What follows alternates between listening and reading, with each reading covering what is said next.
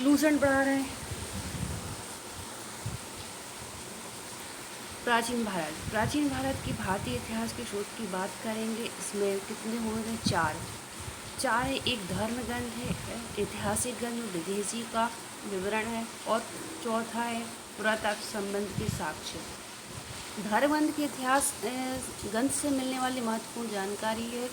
ये भारत में सर्व प्राचीन धर्म ग्रंथ वेद है। इसके बाद ही महर्षि उपकेश और देवप्यान वेद व्यास को माना जाता है। वसुदेव और कुटुंबों का उपदेश देता है। भारतीय परंपरा वेदों को नित्य और औपनिषद मानती है। वेद 4 होते हैं। इसके वेद कितने प्रकार के हैं? 4 प्रकार के हैं। ऋग्वेद, यजुर्वेद, सामवेद और अथर्ववेद। इन 4 वेदों को संहिता कहा जाता है। अब ऋग्वेद में ऋचाओं को क्रमित ज्ञान के संग्रह को ऋग्वेद कहा जाता है। इसमें 10 मंडल है और 28 सूत्र है। इसमें 11 सूत्र है। संहिता को 10 और 462 ऋचाएँ हैं। इस वेद की ऋचाओं को पढ़ने वाले ऋषियों को वेद कहते हैं। इस वेद से आर्यों के राजनीतिक प्राणी के इतिहास, ईश्वर की महिमा के बारे में जानकारी मिलती है। विश्वामित्र द्वारा रचित ऋग्वेद के 30वें मंडल में सूर्य देवता और सावित्री को समर्पित प्रसिद्ध गायत्री मंत्र है।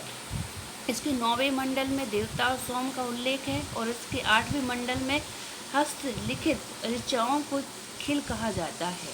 ऋग्वेद सबसे बड़ा 10वां मंडल है। इसमें कहते हैं नादी स्तुति और नदियों की प्रशंसा और पुरुष सूक्त। वैदिक और समाजशास्त्र की बात करेंगे। नामदी और मुक्त ब्रह्मांड सदन और संबंध विभिन्न अनुमान सूर्य सूक्त विवाह के श्लोक आदि सम्मिलित हैं। और इसमें बात करेंगे ऋचु समाज की कल्पना का यदि स्रोत ऋग्वेद में 10वें मंडल में वर्ण है, और पुरुष सूक्त जिसके अनुसार 4 वर्ण हैं। ब्रह्मांड, क्षत्रिय, वैश्य, शूद्र आदि पुरुष ब्रह्मांड की क्रम में भुजाओं की जांघों और चरणों से उत्पन्न हुए हैं। धर्म ग्रंथ 4 हैं, जैसे जातियों की स्थिति, व्यवसाय को दायित्व, कर्तव्य, विशेष अधिकार में स्पष्ट भेद करता है। ऋग्वेद के कई परिच्छेद में उपयुक्त आधन्य जिसका वध नहीं किया जाता है, शब्द का शब्द से गाय से है। ऋग्वेद में ब्रह्मांड का उल्लेख तो है किंतु आत्मा का नहीं है। ईसवा पूर्व में ईसवी की बात करेंगे। ये वर्तमान में विचलित है। इसको क्या नाम रखा गया है? ग्रेगोरियन कैलेंडर, ईसाई कैलेंडर, जैसे जूलियर कैलेंडर। ईसाई धर्म गुरु ईसाई मसीह के जन्म और पूर्व काल्पनिक पर आधारित है। ईसा मसीह का जन्म पहले के समय में ईसा BC before the word of Jesus कहा जाता है। ईसा पूर्व में वर्षों की गिनती उल्टी दिशा में होती है, और महात्मा बुद्ध का जन्म 563 ईस्वी में पूर्व में, मृत्यु 483 ईस्वी पूर्व में हुआ। यानी ईसा मसीह का जन्म ही 563 वर्ष पूर्व महात्मा बुद्ध का जन्म और 483 वर्ष पूर्व मृत्यु हुई है। ईसा मसीह का जन्म तिथि के आरंभ हुआ है। सन ईसवी सन कहलाता है, इसके संक्षेप में ईस्वी में लिखा जाता है। लैटिन भाषा के शब्द एडी में लिखा जाता है, और एडी यानी विसेंट अर्थ है, जिसमें प्राचीन भारत का पहला सुव्यवस्थित इतिहास अर्ली हिस्ट्री ऑफ इंडिया 1904 में तैयार किया गया, और 1/3 भाग में केवल सिकंदर का आक्रमण का वर्णित है। भारत को स्वच्छाचारी शासन वाला देश कहा गया है, जिसे ब्रिटिश शासन की स्थापना से पहले कभी राजनीतिक और एकता का अनुभव नहीं हुआ था। वास्तविक भारतीय इतिहासकार का सारोकार शासन का एकमात्र स्वरूप तानाशाही से ही है। 52 अवतार की बात करेंगे। ये 3 वर्गों के आख्यान का प्रचुर सूत्र ऋग्वेद है। 52 अवतार क्या है, इसमें बात करेंगे। 52 अवतार भगवान और वामन श्री हरि के पहले से अवतार थे, जो मानव के रूप में प्रकट हुए थे। इनके पिता वामन ऋषि और माता का नाम आदिति थे। वे बौन ब्रह्मांड के रूप में जन्मे थे। भगवान पुराण के अनुसार वामन अवतार का उद्देश्य भगवान विष्णु द्वारा इंद्र को स्वर्ग लोक पर अधिकार दिलाया था। वामन भगवान को दक्षिण भारत को उपेंद्र के नाम से जाना जाता है।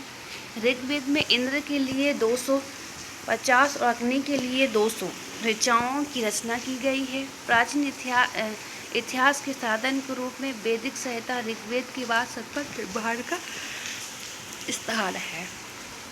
यजुर्वेद स्वर पाठ के लिए मंत्रों और बलि के समय अनुपालन के लिए नियमों का श्रृंखला यजुर्वेद कहलाता है। इसके पाठकर्ता को अधुर कहते हैं। यजुर्वेद में यज्ञ की नियम विधि विधानों की श्रृंखला मिलती है। बलिदान विधि का भी वर्णन है। यह एक ऐसा वेद है जो गद्य पद दोनों में है। सामवेद की बात करेंगे। साम शब्द का अर्थ है गान। इस वेद में मुख्य यज्ञों के अवसर पर गाए जाने वाले ऋचाओं मंत्रों को संकल्प है और इसके पाठकर्ता को उद्गात कहते हैं। इसके संकल्प ऋग्वेद पर आधारित है। 18 और 10 सूक्त हैं ऋग्वेद से लिए गए हैं। भारतीय संगीत का जनक कहा जाता है। यजुर्वेद तथा सामवेद में किसी भी विशिष्ट ऐतिहासिक घटना का वर्णन नहीं मिलता है। अथर्ववेद की बात करें अथवा ऋषि द्वारा रचित इस वेद में कुल 731 मंत्र हैं। लगभग 6000 पद हैं। कुछ मंत्र ऋग्वेद के मंत्रों से प्राचीनतर हैं और औषधि का उल्लेख सबसे पहले अथर्ववेद में मिलता है। ऐतिहासिक दृष्टि से अथर्ववेद में महत्व इस बात में है कि इसमें सामान्य मनुष्य के विचारों और अंधविश्वास का विवरण मिलता है। अथर्ववेद का प्रतिनिधित्व को सूक्त माना जाता है। इसमें मानव जीवन के सभी पक्षों, गृह निर्माण, कृषि की उन्नति, व्यापारिक और मार्गों का गहन खोज, रोग निवारण और समन्वय विभाग तथा प्राण गीतों और राजभक्त राजा का चुनाव, बहुत से वनस्पति एवं औषधियों और शपथ वंशीकरण, पश्चाचित मातृभूमि महात्म्य आदि का विवरण दिया गया है। कुछ मंत्रों में जादू टोने का भी वर्णन है और अथर्ववेद में परीक्षण को कुरुओं का राजा कहा जाता है। कुरु देश के समृद्धि का अच्छा चित्रण मिलता है। इसमें सवा समिति को प्रजाति की 2 पुत्रियां कहा जाता है। वेदों की भी कई शाखाएं हैं जो वैदिक अध्ययन और व्याख्या से जुड़े विभिन्न दृष्टिकोण का प्रतिनिधित्व करती हैं। सब शाखा ऋग्वेद से जुड़ी हैं। एकमात्र जीवित शाखा है। यजुर्वेद को शुक्ल यजुर्वेद और कृष्ण यजुर्वेद 2 शाखाओं में बांटा गया है। मध्यांति की कर्ण शुक्ल यजुर्वेद और बाद सैनिक संहिता की शाखाएं हैं। कृष्ण यजुर्वेद से जुड़ी शाखाएं काठक और कनिष्ठ, मैत्रेयी और तैत्तिरीय है। कोदुम, राणनी और जैमिनी ये तलवाकार और सामवेद की शाखाएं हैं। अथर्ववेद की शाखाएं सैनिक और पैंपर लाद हैं। सबसे प्राचीन वेद ऋग्वेद है। सबसे बाद का वेद अथर्ववेद है। ब्रह्मांड के मध्य अरण्य उपनिवेश संहिता के पश्चात ब्रह्मांड को अरण्य तथा उपनिवेश का स्थान है। इसमें उत्तर वैदिक कालीन समाज और संस्कृति के विषय में जानकारी प्राप्त होती है। ब्रह्मांड ग्रंथ वैदिक संहिता की व्याख्या करने के लिए गद्य में है। लिखे गए प्रत्येक संहिता के लिए अलग अलग ब्रह्मांडों और ग्रंथ हैं जिसमें सारणी में दिया गया है। ब्रह्मांड ग्रंथ हमें परीक्षा के बाद बिंबिसार और पूर्व की घटना का ज्ञान प्राप्त है। ऋग्वेद ऐतरेय एवं कोश की है। यजुर्वेद तैतरिक और शतपथ है। सामवेद पंचविश है। अथर्ववेद गोपद है। ऐतरेय और राज अभिषेक के नियम कुछ प्राचीन राजाओं के नाम दिए गए हैं। शतपथ में गांधार और शिल्प कैकेयी, कुरु, पंचाल और कौशल विदेही आदि राजाओं का उल्लेख मिलता है। वैदिक संहिता में ऋग्वेद की बाद शतपथ ब्रह्मांड का स्थान है। अरण्य यज्ञ से जुड़े कर्मकांडों की दार्शनिक और प्रतीकात्मक अभिव्यक्त हैं। उपनिवेश की संख्या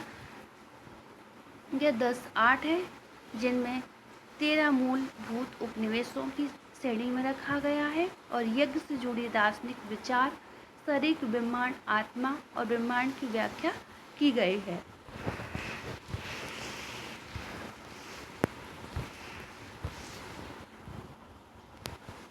स्त्री की सर्वाधिक गिरी हुई स्त्री मैत्रेयी संहिता से प्राप्त होती है जिसमें जुआ और शराब की भांति स्त्री को पुरुष और तीसरा मुख्य दोष बताया गया है।